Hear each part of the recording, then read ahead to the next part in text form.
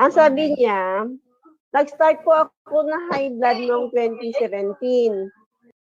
Niresetahan ako ng doktor ng losartan. Pero after a year, tumaas ang BP ko ulit at hindi na bumababa at masakit ang ulo ko. Hindi kaya ng pain reliever na tabletas, kaya injection na lang sa akin yung pain reliever.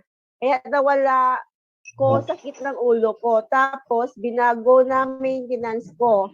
Naging amlodipine. 10 milligrams na.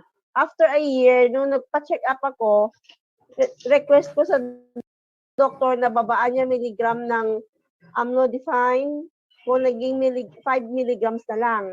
Hanggang ngayon, iniinom ko pa rin yan. Pwede ko pa ba siyang itigil na at ano masasuggest niyo sa akin na dapat kong gawin? Sabi nila, kapag tinigil ko yung maintenance ko, baka bigla akong atakihin daw. Yun yung concern ni Ma'am Oppo A12. Dok, ubusin ko na lahat para isang pasada mo lang kung Sa kanya rin yan? Sa kanya rin lahat yan? Hindi.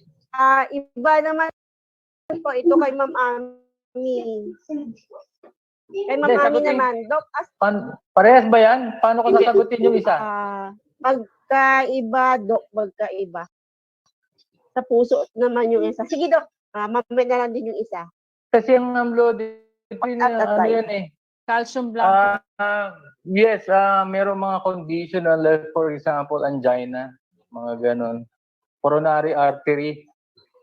Kasi nga merong mga calcium na hindi ma-regulate, nagkukos yan ng constriction. So, ano mangyayari pag ininom mo yan? So, binablock niya yung receptor para hindi mag-cause ng constriction yung mga excess calcium sa katawan niya.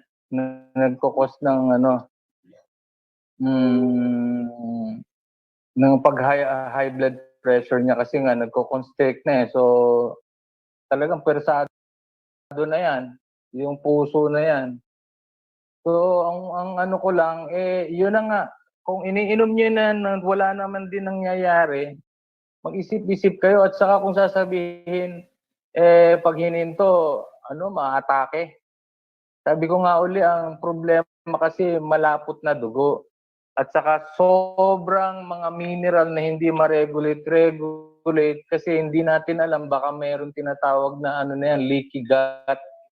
Kaya ngayong mga excess mineral na galing din sa kung ano-anong mga kinakain, nagpo-promote na ng vascular calcification, narrowing of the artery, plaque buildup, yan, pwedeng makasira din sa kidney, pagtagal, dialysis. Kasi nga sabi ko, hindi kayo deficient ng synthetic drugs, kundi deficient kayo ng tubig, salt, saka nutrients, lahat ng mga nakukuha niyo sa pagkain ng mga vegetable, fruits, seeds, nuts. Pagkain po kasi ang binigay ng Diyos, hindi synthetic drugs. Kaya nga, let thy food be thy medicine, and let thy medicine be thy food. Pagkain po ang tinuturo. Okay? Next, sino yun?